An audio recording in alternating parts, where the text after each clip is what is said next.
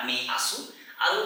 last ভিডিঅ'ত আমি চাইছিলো যে সিম্পল প্ৰেজেন্ট টেন্সৰ ডেফিনেশ্যন শিকিছিলো আৰু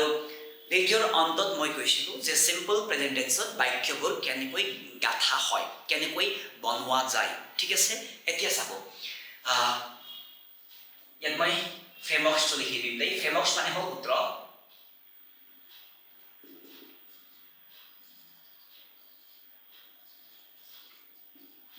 frameworks are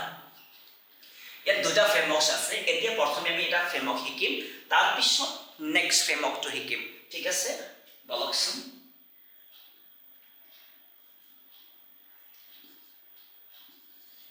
subject plus b1 plus object framework number 1 ঠিক আছে এইটো এটা ফ্ৰেমৱৰ্ক হয় এতে এই সাবজেক্ট শব্দৰ সম্পূৰ্ণ শব্দ নিলিখা হৈ ছুটি কৰি লিখা হৈছে ফ্ৰেমৱৰ্কছত ছুটি কৰিলে পঢ়াটো ভাল হয় পঢ়িবলৈ মন বহে কিন্তু যদি সম্পূৰ্ণ শব্দ লিখা যায় তো অলপ বৰিং ফিল হয় তো হেতু যাতে নহওক তাৰ কাৰণে sup ডট মানে আমি বুজিব লাগিব সাবজেক্ট তাৰ পিছত অবজেক্ট শব্দটো ছুটি কৰি লিখা হৈছে অবজেক্ট সম্পূৰ্ণ শব্দ লিখি ছুটি দিয়া কাৰণটো হ'ল ফ্ৰেমৱৰ্কৰ কাৰণে আৰু সাবজেক্ট মানে কি আছিল আমি আগতেও কৈ আছো সাবজেক্ট মানে কৰ্তা মানে কৰোতা এতিয়া এই কৰোতা মই হ'ব পাৰে কৰোতা আপুনি হ'ব পাৰে কৰোতা আপোনাৰ ভাইটি বা দাদা হ'ব পাৰে কৰোতা আপোনাৰ বাইদেউ বা ভণ্টি হ'ব পাৰে কৰোতা আপোনাৰ খুৰা হ'ব পাৰে যোনে কৰে তেখেত কৰোতা হয় ঠিক আছে নেক্সট হ'ল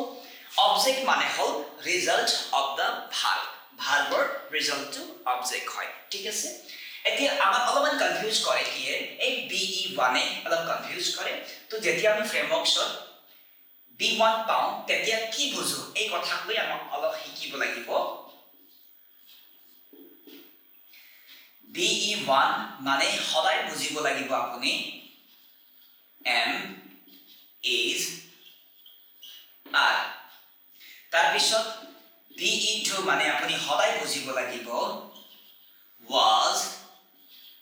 were be3 মানে আপুনি সদায় বুজিব লাগিব been ঠিক আছে এইটো আছিল আপোনাৰ about b1 b2 b3 বিষয় ঠিক আছে এতিয়া আমি এই ফ্ৰেমৱৰ্কটোত সেন্টেন্সটো কেনেকুৱা ধৰণৰ সেন্টেন্স আহিব ইয়াক লৈ মই অলপ এক্সপ্লেইন কৰিম তো মই আশা কৰিছো এই কথাটো আপুনি বুজি পাইছে মই কিয়নো অলপমান ইৰেজ কৰি দিম যদি পাৰে লিখি ল'ব ঠিক আছে এই ফ্ৰেমৱৰ্কত কেনেকুৱা ধৰণৰ সেন্টেন্সবোৰ আহে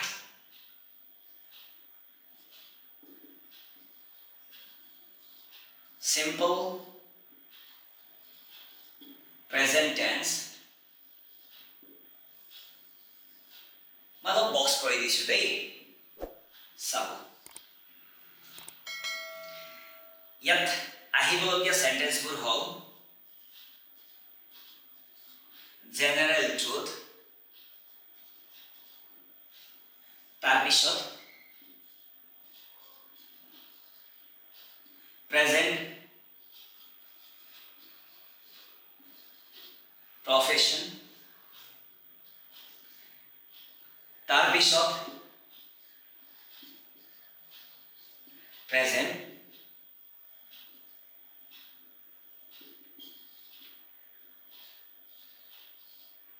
existence মই ইয়াকো আকৌ বক্স কৰি দিছো যাতে আপুনি অলপ হাইলাইট নিচিনা পাব আৰু আপুনি শিকিবলৈ ভাল পাব চাব এতিয়া জেনাৰেল ট্ৰুথ মানে আমি কি পাইছিলো সাধাৰণ সত্য মানে হল প্ৰকৃতিৰ লগত জড়িত থকা কাম যদি মানুহৰ দ্বাৰা পৰিৱৰ্তন হয় তাক বুজাবলৈ আমাক কি লাগিছিল জেনাৰেল ট্ৰুথ ঠিক আছে তো বলকচোন আমি সেন্টেন্স বনাও এই ফ্ৰেমৱৰ্কৰ মতে চাব মন দিব milk is white এই সেন্টেন্সে লিখিলো মই এই মিল্ক মানে সাবজেক্ট দেখা পাইছে মই সাবজেক্টটো লিখি দিছো এই b1 মানে আমি কি পাইছিলো am is are মানে হল এই ইজ পালো আমি দেখিলেনে b1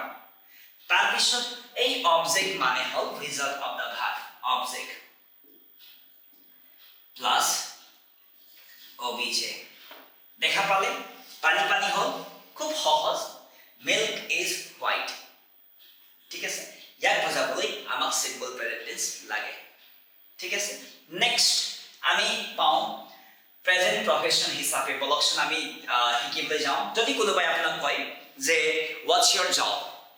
আপুনি কি কৰে আপোনাৰ বৃত্তি কি হয় যেতিয়া আপুনি কব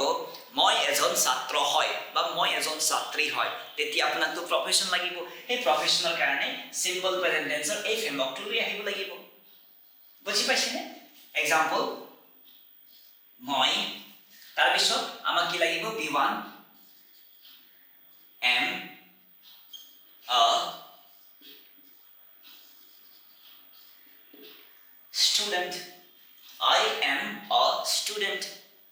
যেতিয়া আমি এক বছৰ আই লগাও সদায় এফালে এ দিব লাগিব দেই ঠিক আছে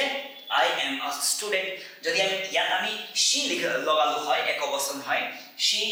is a student দিব লাগিব she is a student direct নকমে she is a student বুলি কওঁ ঠিক আছে তাই এজনী ছাত্ৰী হয় ঠিক আছে দেখা পাইছেনে মই আকৌ ইয়াত ভাঙনি দিম দেই চাব I মানে আছে সাবজেক্ট দেখা পাইছে ম্যাজিকটো কি হয় কেনেকুৱা হয় সেন্টেন্স বনাত কিমান সহজ হয় জাস্ট মন দিবলৈ চেষ্টা কৰিব তাৰ পিছত এই এম মানে হল b1 আছে দেখা পাইছে তাৰ পিছত ম্যাজিকটো সব এই অবজেক্ট মানে হল আ স্টুডেন্ট দেখা পালে কিমান সহজ হল তো এই ধৰণে আপুনি 5টা বা 10টা যিমান পাৰে সেন্টেন্স বনাই দিব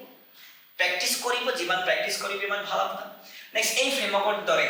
প্ৰফেশন হিসাবে 5টা মান বা সেন্টেন্স বনাই দিও নিজৰ বেনিফিটৰ কাৰণে এতিয়া আমি আহো এক্সিস্টেন্স হিসাবত এক্সিস্টেন্স মানে হল অস্তিত্ব যদি আপোনাক কোনোবাই কয় where are you ঠিক আছে আপুনি কত আছে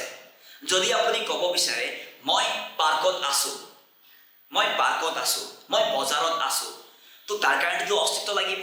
প্ৰেজেন্ট কারেন্ট এক্সিস্টেন্স তো কি কম আমি I লগালো সাবজেক্ট হিসাবে তার পিছত কি লাগিব আমাক আই লগত b1 মানে হল am is am at the